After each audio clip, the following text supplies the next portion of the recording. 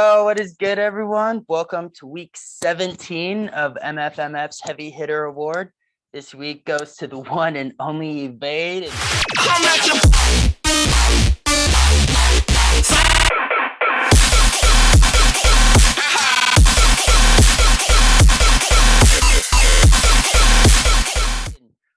Wow, I've been spinning your shit for years now. I think like the first song I heard from you was Bad Dreams back in like 2018, I think it was, something like that. Wow. Yeah, That that'll be was way back. Yeah, that was like first song I heard by you, and I was just like, oh shit. All right. Yeah, So that song, like that was the first kind of, I guess, hit or whatever I had on SoundCloud back then. It got like 10,000 plays really fast for me back then. I was really excited. It was the first big in quotes song I had. yeah. No, I feel that. That's crazy. I just hit like 2,700 on a mix, and that's the most I've ever got. I was like, oh shit, here we go. Yeah, So I yeah. could only imagine like something like 10K, like holy fuck. Yeah, when that happened, I was like, Jesus Christ, you know? Fucking damn. So speaking of killing it, I mean, you just got track released on Cyclops. Congrats on that. Oh, Also thank got you. like, Yeah. yeah, shit on Baseway, Echoes Collective, like just out here getting Mhm. shit done. Yeah, doing my best to. I kind of earlier in the year took a few months off from releasing to try and just really get my sound design where I wanted it to be and get it really, I guess, more what it sounds like now. I think I've come a lot just in this one year, and I'm glad that Mm-hmm. labels are starting to see that and everything. Oh yeah, no, that shit. I think recently, I mean, yeah, of course, the track on Cyclops Records is just absolutely nuts. But I think I just heard the Time Machine remix, and I was just like, oh my god, like holy shit. Yeah, that I'm being totally honest, that is like probably the most up to date, like best representation of what my music sounds like right now. Everything I've been releasing is still a little bit old. I made that like less than a week before I put it out. So that's like what Damn, my stuff sounds like right now. dude, awesome. I love hearing it. Yeah, I'm super hyped to see where you're going with that then, because that was just unreal. Well, thank you. Thank you. Oh yeah, of course. So, starting it off with the good basics. What's your name? Where are you from? And how did you land on the name Evade? Like, what's the story behind it? Kind of shit like that. Well, Evade was just kind of I was having a conversation with a friend forever ago. We were just kind of brainstorming names for the project I was gonna start. I decided I was gonna kind of I used to make like house music, and I decided I wanted to kind of start doing more dubstep stuff and reimagine my project. We were kind of making fun of the whole like changing the letter A to the letter V thing that was kind of a trend on SoundCloud. We were Yeah. basically making fun of it. And then one of us, I can't remember who it was, but one of us said like it said evade, and I really liked how it looked with the V because it had the V right next to the other V, and I just liked how it looked written out all in caps. I know it's Yeah. really confusing to read out, but just like looking at it written out, I just really like it. Yeah, no, it definitely looks sick. My name in real life is Sam. I'm from Boston.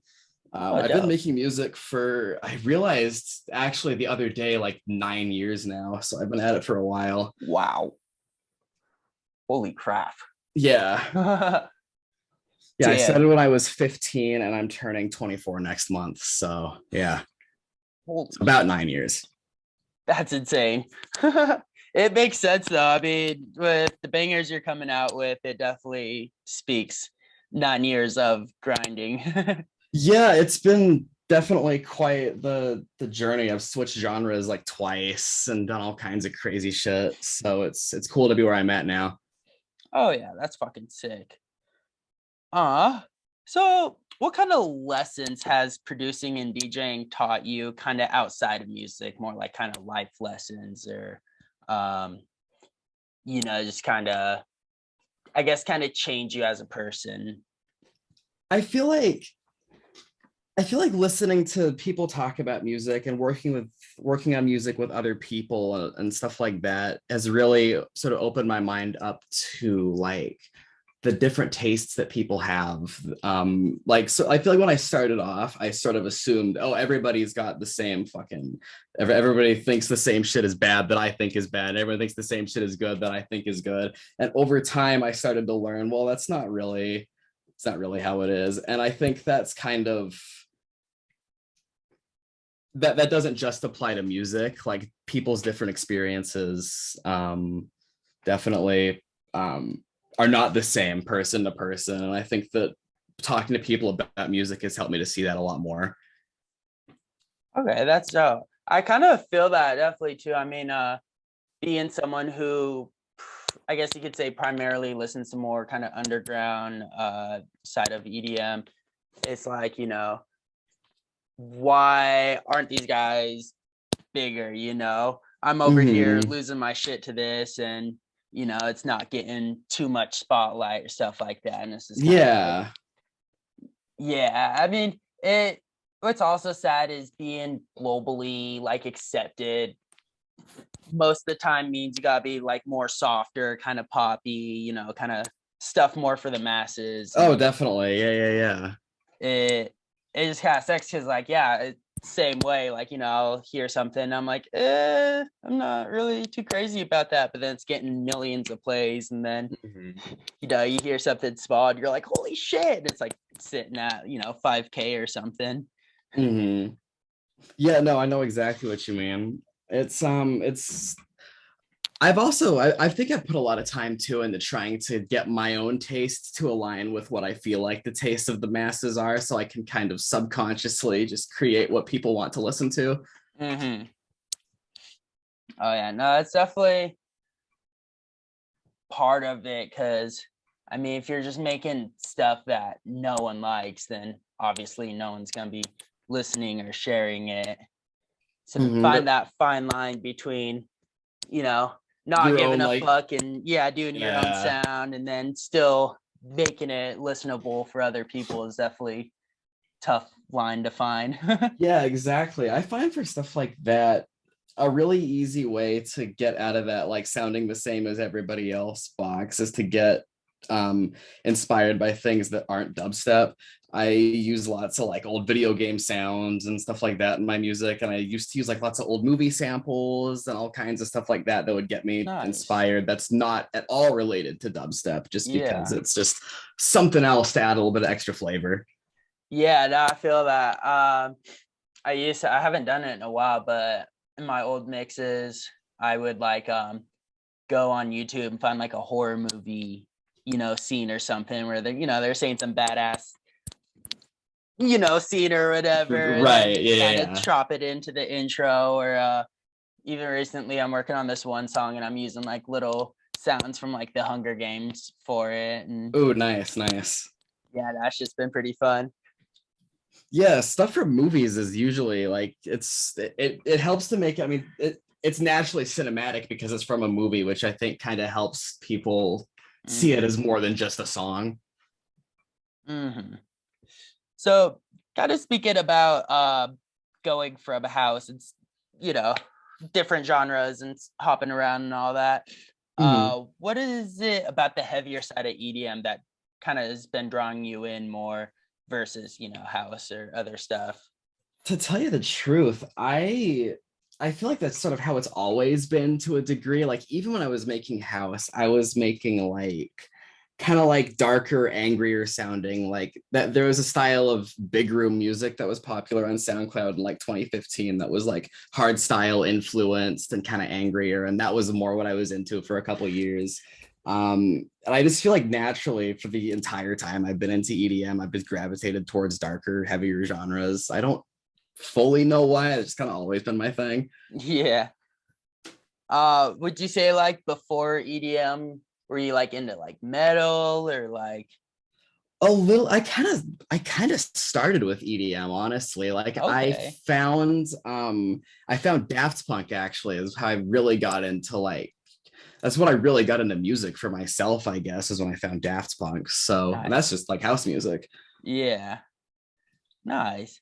Yeah, no, that's weird. I always kind of wonder that because, like, I'll be in the car, someone they'll give me aux, and I'll put on some heavy song. They're like, "Can you play something more chill?" And I'm just like, I don't know why I just always am like blasted, just aggressive, just and shit. And Hmm. like, what is I like about it? And I was kind of thinking about it the other day. I was like, because I used to be like, I mean, I still am a huge Slipknot fan, but like back in like elementary school days, that was like my shit. I'm walking around with a Slipknot shirt on, and I was Hmm. thinking about it. I was like, maybe it kind of stems from that because you listen to like dubsteps, like heavier drums, and you know, kind of like metal, how it has heavy kicks, and they're just working the foot pedals the whole time, and just Oh, has I that know. sinister I sound. Yeah, I know so many people that are into dubstep now come from metal. For me, it's kind of been the opposite. Like I've started to appreciate some metal and even some like it's like streamy like trap music like Scarlord and shit like that more because of dubstep, I think. It's almost been like the opposite for me. Okay, that's interesting. That's dope. Um, so what made you want to start making music like in the first place? Did you see like a friend doing it and it intrigued you, or were you at a show and you're just like, dude, I gotta be up there doing that? Like, I like in middle school there was this class that we were in and part of it was using GarageBand that they had on the computers there. And we were yep. just like, I don't even know what the actual project was, but I just got lost in just like putting the loops together that were already like built into GarageBand and just arranging those already pre-made loops into my own songs. And I did that like at home and at school for like a year before I ever even really tried to make anything for myself. But I think it really just kind of snowballed from that. Nice. That's cool. I definitely, yeah, I hear a lot of people go, well, back in the days when started on GarageBand. Yeah, yeah, That was definitely. what do you use now? Are you on Ableton or Fruity Loops or Yes, I'm on Ableton now. nice, nice. I was on Logic for like God, like 5 years or something, which is Oh shit. basically, if you don't know, it's basically just a really souped up garage band. Yeah. Um, it's pretty nice. It's just not, I don't think it's the best for EDM a lot of the time, but it's definitely pretty good. Yeah. No, it's interesting when you hear like a bigger artist and they're like, yeah, I'm on Logic. It's like, what? No fucking way. Yeah, there's definitely some surprising names. I think I heard like Zomboy mixes his stuff in Logic and stuff, which honestly does not surprise me for how good his mixes are. Logic is like fine-tuned for mixing and like recording and shit like that. So I'm Okay. not too surprised to hear that given how good Zomboy's mixes are. Yeah, no, that's crazy. I didn't know that though. That's definitely something I kind of want to look into more. That'd be dope. Yeah. Um, so what would you say is the most draining part about being in the music industry? I mean, I guess probably just like the constant pressure to just release music constantly. Like Mm, I can even tell you from experience, like just going a couple months without releasing can have a pretty major effect on how far your next track gets. I used to adhere to a pretty strict like one track a month schedule, and it was kind of just grueling to do it that much. And I'm I'm better at it now at kind of finding a balance between just making music and doing other shit, but it's definitely still probably the hardest part. yeah, that's crazy. Just yeah, wow, one song a month, just getting that whole completed. And then I can imagine by the end of the month too, if there's still a decent amount left, just that stress of waking up every day and being like, fuck, I should hop on, start grinding at that. And I don't know how I did it. Like I did it for a solid year and I self-released an EP in like 2019 and I just released the EP along that same schedule, along that 1 month schedule. So I had damn, 4 tracks 1 month and then the next month another track. I don't know how the fuck I did that's insane. that. Holy shit. Uh so everyone kind of goes through moods where they don't feel, creative or don't like what they're making. And when that happens, do you try to like grind through it and keep working, or are you like, I gotta need to take a break, do something else? So I know there's kind of this I guess you could say discussion of, knowing when you actually really need to take a break and step away for a while, or being like, I'm just not feeling it today, but I need to, get some practice in or get some work done, and just kind of going through it and maybe, finding a creative flow. Definitely. What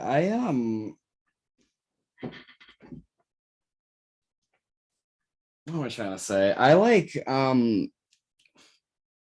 sometimes I'll take like a day or two off if I'm not really feeling it. But if it starts to last a long time, I find that if I just kind of like open up Ableton and I just say, all right, I'm gonna sit down and I'm gonna make something. And even if I don't like it, I'll have just like tried to make something. If I try and do that enough times, eventually at some point during the process of doing that, I'll make something that inspires me. And once that happens, it just kind of takes over on its own and I make something. Yeah, no, I definitely feel that. It's like as soon as you do something that you really like, you're just like, oh shit, here you go. Okay. And then you just get another Yeah. idea off that, and then it just starts chaining together. Hmm. That's Yeah, yeah. crazy. It's just like a matter of like kind of like even sometimes when you don't feel like it, just like making yourself like sit down and try and make something because if you I guess like luck into something you do like, then you do feel like it. Yeah. And then even if not, I mean, practice, it doesn't hurt anybody. Mhm. Yeah, yeah, Working that on some too. shit. And even if, at the end of the day you just trash the whole project, you still spent a good amount of time, maybe learning new shit or just Oh yeah. Yeah, practicing. definitely. Oh yeah. Definitely. Uh oh, this is one of my favorite ones. What is the craziest thing you ever witnessed at a show, either like playing or in the crowd, just some kind of event or something happened where you're just like, dude, what the fuck? Oh, I mean, there's been some funny stuff. You've probably seen some of these videos. Couple years ago, there was this guy that was blowing up for putting like deodorant on DJs. I think they called him Fresh Raver. Yeah. He lives right around here in Boston, and so I started seeing that like right when it happened. So I'd like never seen that before. I'm over at Space Laces, and all of a sudden, I see this guy like literally like probably 3 feet over from me because I'm right up at the front at the rail putting deodorant on Space Laces. I'm like, bro, what the fuck? Oh my god, that's hilarious. And then like in the next few months, I open Instagram and I see videos of him doing the same thing to more and more people, and it's getting bigger and bigger. And I'm like, holy Yeah. shit, that's the guy. That's the guy from the Space Laces show. Oh yeah, no, it was ratty. I saw a video with him, and I think he's putting deodorant on Al Ross. Oh my, I And think I know the one. I think I know the yeah, one. Al Ross just grabs it, just like shoves the whole thing in his mouth and like licks it, and then kisses the dude. And like, Yep, yep. I was just like, bro, he probably put deodorant on so many people that day. I think that was at Lost Lands too. So Oh my God, yeah. everyone's already sweaty and musty and shit, and then now Ross just grabs it, just and just Oh my God, yeah, that shit was crazy. what a dude though. He's fucking amazing. Oh, definitely. Yeah, yeah. Oh shit. And then yeah, even late at the last Lost Lands, there's the milk guy on the raft who's throwing the money out and the Oh milk my everywhere. gosh. Yeah, yeah, yeah. It's crazy how some people kind of just go to a show, do something like rowdy, and like literally blow up from it. Oh yeah, they'll just make a name for themselves just like for being the guy that does the weird thing in their show. Yeah. One of my favorite examples of that recently, actually, this one obviously totally by accident, fake Murata. Um, Yes. Oh my god, dude, there are so many pictures with him. yeah. It is insane. And then Murata actually took a picture side by Mhm. side with him. It is great. It's so funny. It just happens to look like him. That's all it takes, you know? So some dude walking around, immediately people are like, holy shit. Can I get a picture with you? And he's just like, yep. I think the grossest one that got super famous that I actually sadly kind of witnessed was at Mhm. a Base Canyon. I don't know if you heard of Boof Girl.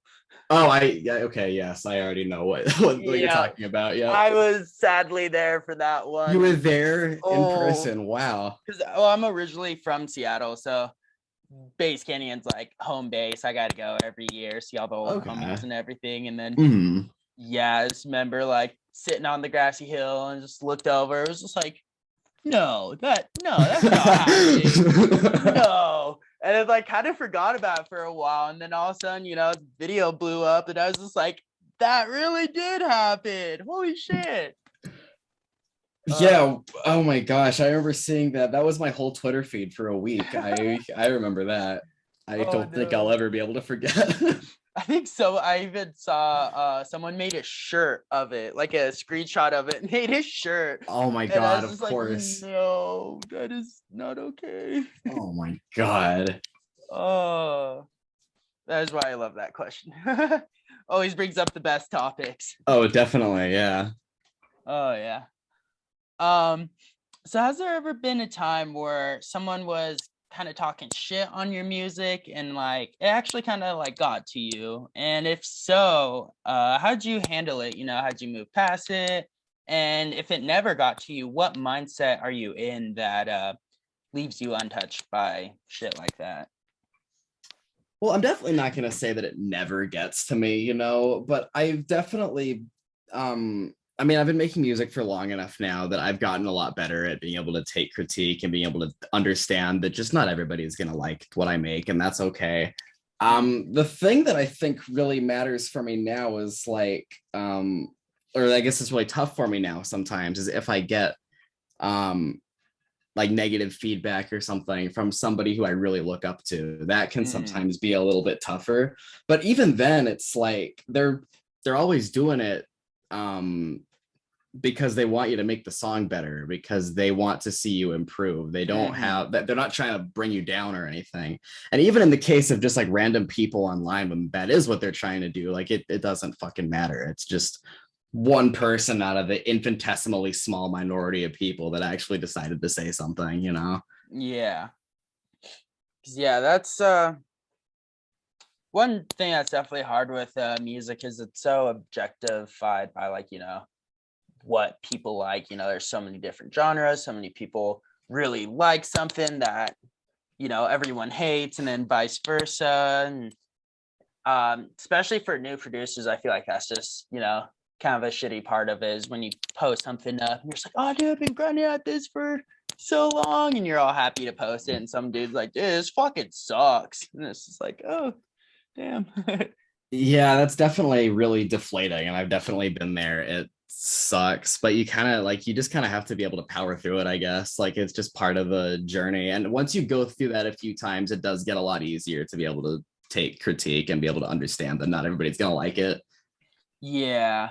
And then, God, I just feel bad for the people who see constructive criticism as like an insult or something. Someone's like, oh, you should make this a little bit louder, mix this a little better or something. There's just you like kind of get butthurt about it. And, That's another thing. no, Yeah, like really, it some is just like, people, oh no.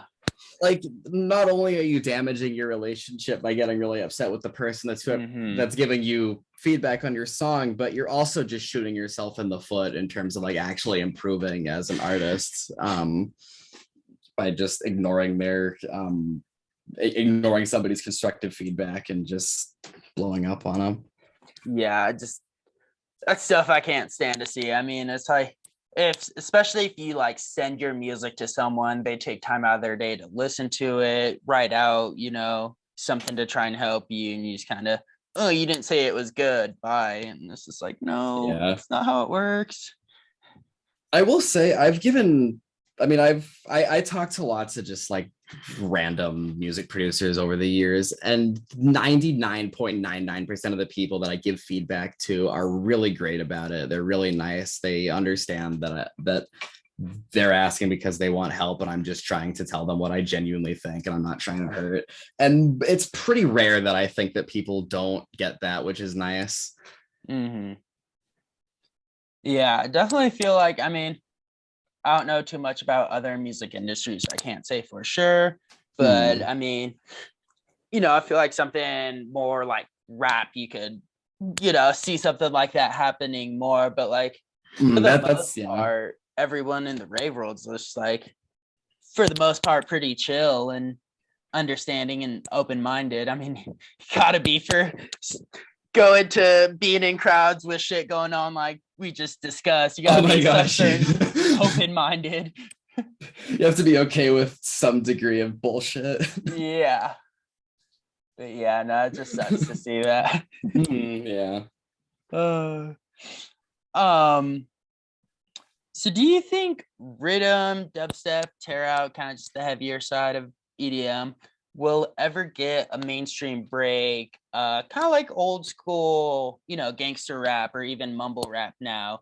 Like when NWA first came out, that whole style rapping, it was for the most part pretty frowned upon, and they were banned in certain towns or states or whatever from performing and shit. And now you walk into Dave and Buster's and you'll hear songs about drugs, money, and women, or like you'll see Lil Wayne on commercials or Ice Cube in movies. And do you think there'll be a day where you'll turn on the radio and hear like sudden death or see like Excision on a commercial or something? I don't know if it'll ever be quite to that level, mostly just because of the difference in energy between those types of tracks. But I do think that like heavy dubstep or really just heavy EDM in general is going to get a lot more of a mainstream break in the future, just because I see, lots of like heavy rap acts and heavy metal acts getting a lot larger than dubstep acts are. But I think that's really just because the genre is so much newer. And over time, I think you're going to see the heavier EDM acts get to be a similar size, the heavy metal, heavy like rap music and stuff like that. Yeah, and I guess that's really a kind of interesting thought is, back in the day, yeah, that was kind of the start of all that, is the first time that was happening, and dubstep wasn't even a thought back then. Mm-hmm. Or like even comprehensible. I can't even talk right now. But yeah, and then now it's just, yeah, because it's so new. It's kind of cool being born in that generation of where that's kind of starting and watching this go literally from absolutely nothing to where it is now. Yeah, I mean, EDM is still in the grand scheme of things, it's one of the youngest types of music. It still has a lot more growing left to do before it reaches the size that it's ultimately going to get, I think. And it's, I guess another thing that's kind of hard for, yeah, it makes it a little bit harder for certain EDM genres to grow is the fact that there's so many of them. Like, with like rap or metal, for the most part is kind of, you hear it and you're like, oh, that's metal. And, not saying it all sounds the same, but in a way it kind of does, versus with EDM, you go from tropical house to tear out and it's complete opposites, nothing similar really. Like, and then I feel like because of that, it's harder for it to grow because there's going to be a big fan base just for the tropical house, and then different fan base for tear out. And yeah, there's some people that like both, but well, I don't know if it's so much about like the same people liking something like tropical house and tear out as much as it is like the same people that might be into a really heavy metal track also liking tear out versus somebody that's more into like pop music or softer music might like tropical house as well, and they maybe don't listen to it because they haven't been exposed to it because EDM is so new. okay, yeah, that makes sense. Yeah, that's just, I'm hyped to see where it goes, because I mean, you look at people like Armin van Buuren, who's Oh getting yeah. up there in numbers, and he's been doing EDM since years before I was born. And Mm-hmm. it was just such a different type and such a different sound back then. And even now he's still coming out with shit and doing his pho, but it's just interesting to see this whole different sound go. I mean, even from like back in middle school when I was listening to dubstep and until now, it's just like changed so much, and there's so much new techniques and new plugins, and it's just constantly growing, and there's new ways of doing things and new Oh yeah, sounds you this can make and shit. yeah, the scene is just changing so fast all the time, faster than ever, and I think it's just rapidly increasing at the rate that it's just changing and evolving. yeah, no, it's gonna be crazy when we're Armin's age to, see where it's at then. Like, Oh, yeah, I sometimes wonder what kids are going to be making when I'm that age or even older, like what it's going to sound like. I just wonder how much of a trip it is for him to,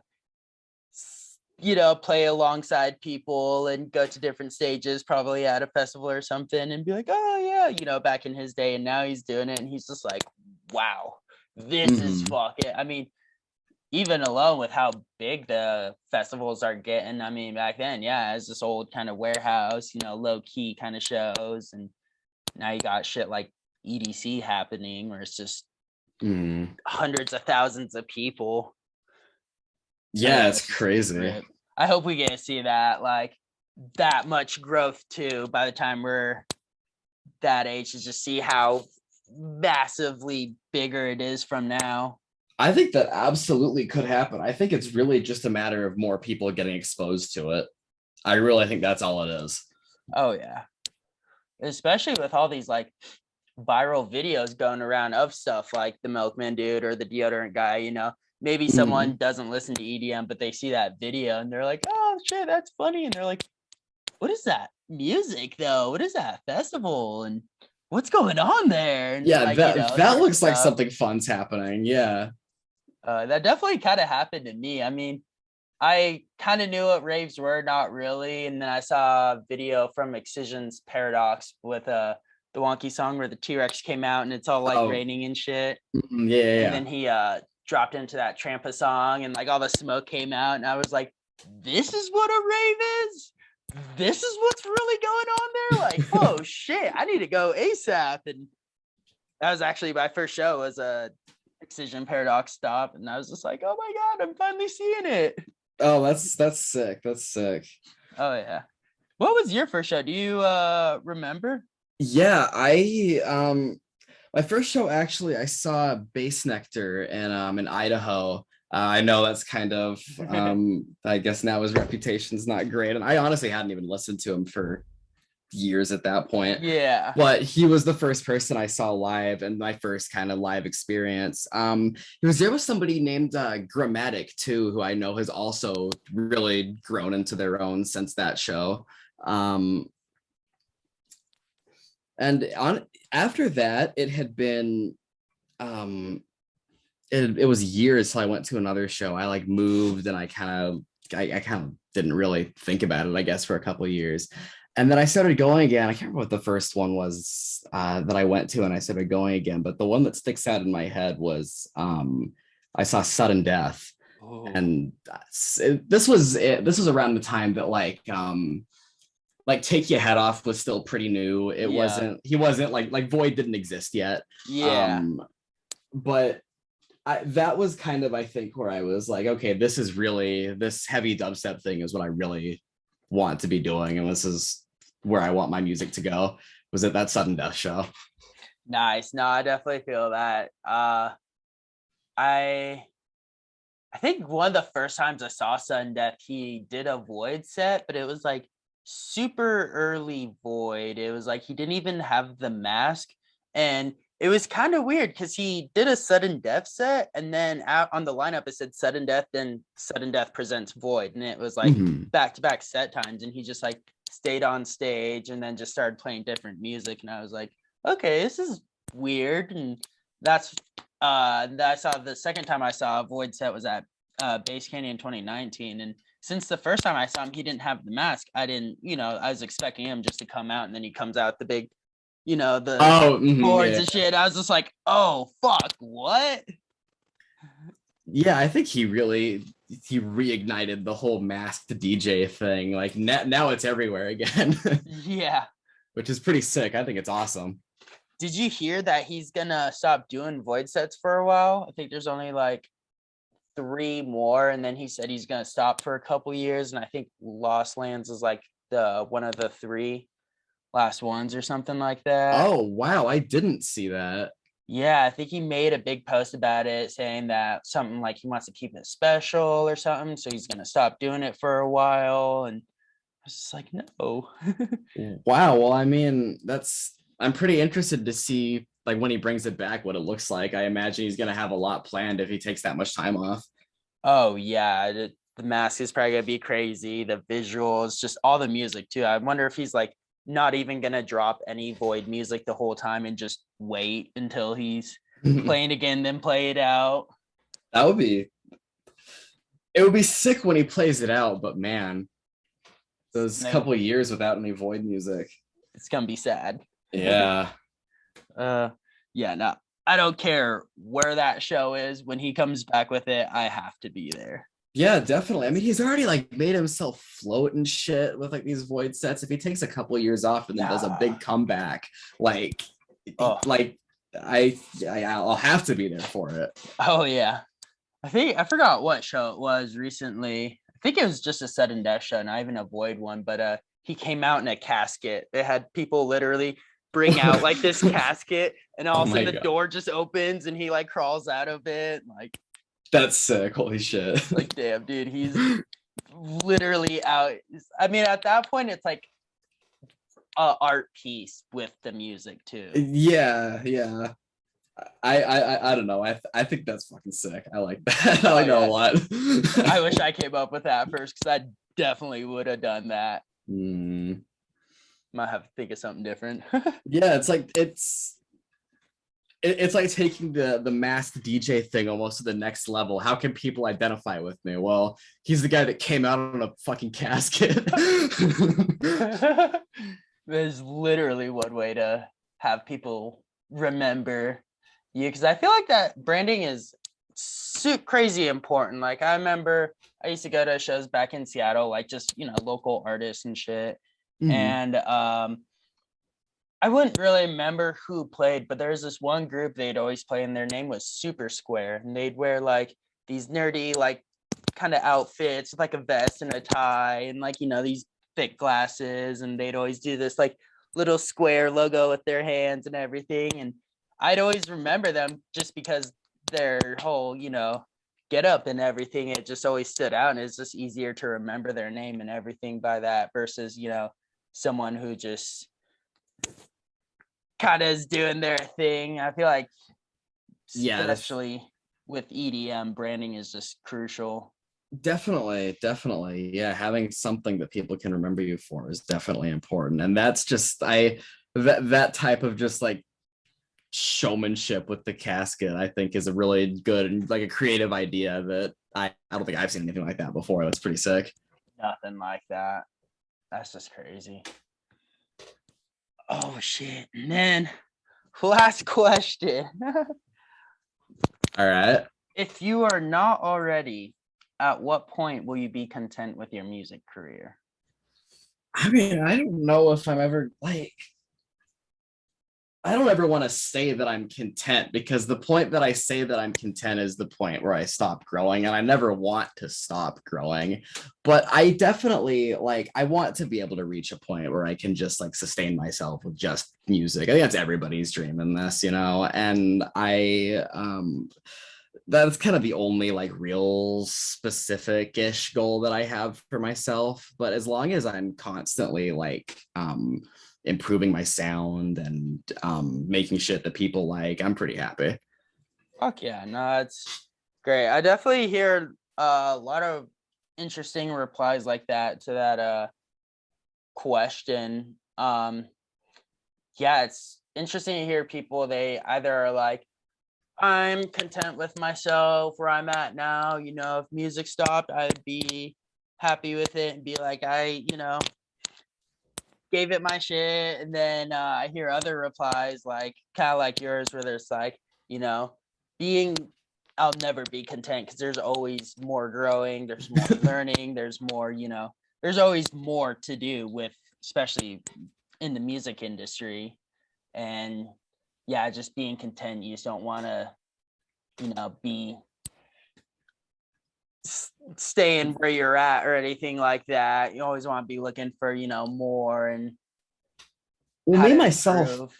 myself personally, I've found myself in situations in the past where I will feel like my music is pretty good and I'll like where it's at. And I guess I'll be content with how it sounds. And then it just stops getting better. I've Hmm. I've been there before, and it's hard to kind of break out of that. And I now that I'm aware of my own ability to do that, I definitely don't want to say that I'm ever content with where I'm at. Yeah. Yeah, that's good shit. I definitely yeah, I definitely love doing these interviews. I feel like this is all really good stuff for young producers or DJs starting out, hear people in their same struggles and the same going through the same shit they did, and seeing where they're at now, like releasing on Cyclops Records, and Mhm. Yeah, yeah, it's there's a sick. light at the I end of the tunnel type shit. definitely, yeah. I'm finally, I mean, like I said at the beginning, 9 years, and I'm finally like it seems like it's just now finally reaching a point where I'm I'm getting somewhere, you know. Yeah. So I mean, I know I said last question, but Oh, real you're quick, good. it just kind of popped off my head. So out of those 9 years, around average, how many hours a day roughly do you work on music Oh, I mean, when you it's do? these days I'd say I like to if I have a day off, I'll say probably 5 hours or so if I have the day off. If I'm like feeling it, if I'm inspired, if I want to be working on it. It's definitely sometimes tough for me to get that. And sometimes like I'll take a day off or I'll take a few days off, and that's fine too. Um I've taken a couple months off before of like making music altogether. I don't like to do that, but I think it has sometimes helped me kind of stop myself from getting too set in patterns when I'm making songs, making the same things over and over again. Doing that can help prevent that in my own experience. But overall, I try to keep making music every day ish, a few hours a day ish, you know? Nice. Yeah. That's crazy. 5 hours. Holy crap. Well, That's like, that's like if I'm inspired, if I'm yeah, like on a feeling good it. day. Yeah. That's crazy though. I'll get there one day. Cause like I feel like it's super hard being a new producer because you don't know what you're doing as much. You kind of struggle with things more. So it's kind of more draining, by hour 2 or 3, if you've Mm-hmm. struggled enough, you're just kind of like, okay, this is brain melting now. I need to take a break versus if it's a more fluid kind of creativity flow where you can just bang shit out and get a good idea and you're like, oh fuck yeah, and and then put it in there. I feel like it definitely makes it a lot easier to grind those like 5 hour days and shit. Yeah, those long sessions are definitely like you definitely have to have like a bit of a natural inspiration flow, which doesn't always happen, you know. Yeah. Oh yeah. Well, shit, dude. Thank you so much for doing this. It means a Yeah, lot yeah, to of me, course. and hopefully everyone else watching, hopefully inspired some producers out there or something. Well, I certainly hope so. Thank you for having me on. Oh yeah, of course. And thank you guys for tuning in. We'll be back next week. You'll have to come see who we have. And yeah, just appreciate it. Thank you guys so much.